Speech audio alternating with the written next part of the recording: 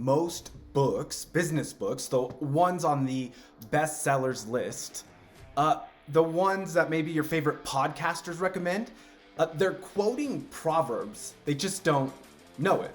Good reputation takes years to build and seconds to destroy. That's not Warren Buffett, that's Proverbs 22. And today I want to show you 5 principles from one of the oldest leadership texts ever written and why they still outperform anything in the Harvard Business Review. My name is Shane, and I've led churches and consulted with nonprofits and for-profit boards, built leadership development systems for churches, and currently now, me and my wife are running Harwood Co., a consulting firm that works with leaders and organizations. And I want to be honest with you, I didn't start there. I learned most of what I know about leadership the hard way, right? The school of hard knocks. But somewhere in the middle of all of that, I kept coming back to the same book. And it's the Bible, specifically Proverbs, to be precise. And we can go ahead and get into it. Here's week number 1, or lesson number 1. Your reputation is your business. Your reputation is your business. Proverbs 22:1 says, "A good name is to be chosen rather than great riches." In 2026, that verse is a complete business strategy. Here's what I see constantly in my consulting work. Leaders who are chasing revenue, they're chasing growth, they're chasing followers, and completely neglecting the one asset of those things absolutely depend on. It's their name. Your name is your brand. And unlike a logo or a marketing campaign, you can't buy it back once it's gone. I've watched organizations with incredible products collapse because the leader's integrity didn't match their vision. I've watched small, under-resourced teams outperform everyone around them because the people trusted them. So a practical application to ask yourself is, what does your name mean to the people that you work with? Not what do you want it to mean? What does it actually mean to them right now? Lesson number 2, who you listen to determines where you land. Who you listen to determines where you land. Proverbs 13:20, walk with the wise and become wise. Associate with fools and get in trouble. This might be the most underrated hiring principle in business. It's not just about who you spend time with, though that matters enormously. It's about the culture you create around you. Who has a seat at the table? Who gets to speak into your decisions? I'll tell you what I've observed is leaders who plateau, the organizations that stagnate, almost always, when you look beneath the surface, behind the curtain, they're surrounded themselves with people who agree with them, not people who will push back. People who need the relationship more than they need the truth. And the leaders who grow, they have at least one voice in their life that makes them a little bit uncomfortable, if we're being honest. And we all potentially have that person's face in our mind right now. If you don't, here's a practical application. Name the last person who genuinely challenged you. And not just challenged you and then you cut them off. Genuinely challenged you and you genuinely listened to it. If you can't name one, that's a problem and you need to resolve it quickly. Put a deadline on it, maybe even this week. Number 3, discipline is the only shortcut. Discipline is the only shortcut. Proverbs 21:5 says, good planning and hard work lead to prosperity, but hasty shortcuts lead to poverty. Everyone wants a shortcut. And I understand it. I've looked for them myself, but here's the thing. Proverbs is telling us there is a shortcut. There is one, but it's called discipline. Consistency is the unfair advantage no one talks about. Not because it's a secret, but because it's hard. When I look at the leaders in organizations who've made it to where they want to be, almost without expectation. The path wasn't glamorous.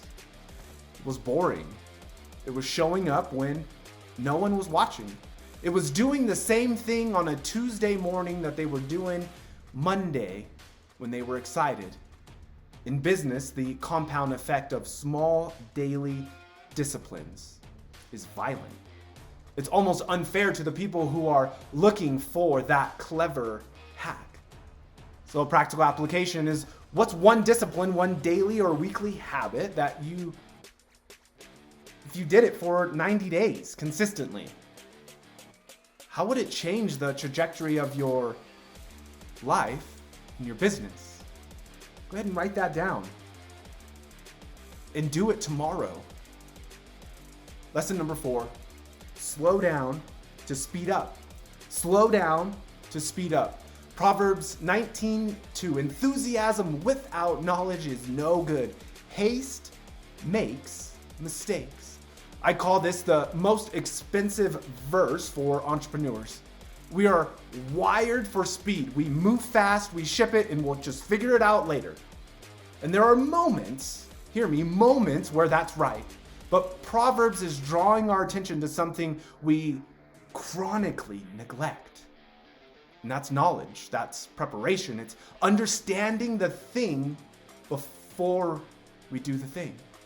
In my consulting work, the single most common issue I see is leaders making decisions based on incomplete information. Not because information wasn't available, but because they didn't slow down enough to get it. They hired fast and then they fired slow, and when it should have been reversed. They launched before the market was ready. They scaled before the foundation was solid. The cost of slowing down to get it right is almost always less than the cost of going fast and getting it wrong. So what's one decision that you're currently being pushed to make quickly that probably deserves a little bit more time? Can I ask you to give it just a little bit more time? Lesson number 5, generosity is a growth strategy. Generosity is a growth strategy. Proverbs 11:24 and 25. One person gives freely, yet gains even more. Another withholds unduly, but it comes to poverty. A generous person will prosper. Whoever refreshes others will be refreshed. Now, this is counterintuitive enough that most people will just skip right past it. This doesn't make sense. Business culture tells us to protect your margins, guard your ideas, don't give up too much. And there's wisdom in that. You can't run an organization on nothing, we understand that, but Proverbs is pointing to something deeper than cash flow. It's pointing to a posture. Leaders who operate from generosity, who genuinely think about what they can give, what they can contribute, create for others, develop a magnetic quality. People want to be around them. People want to send others to them. And oddly enough, opportunity actually begins to seek them out. I've seen this play out so many times to call it a coincidence. The most generous leaders I know are always the most prosperous. Not because generosity is a magic trick, but because it's the natural result of building genuine relationships and genuine value. And for those of us who believe the Bible, this is a promise. It's not just a principle, it's a promise. So the practical application side is this week, give something away, a resource, an introduction, your time. Give it with no expectations of ROI and see what happens. So there it is, 5 lessons from Proverbs that I genuinely believe are more practical than any business book on the market. Your reputation is your business. Your community determines your trajectory. Discipline is the real shortcut. Slow down to actually get there.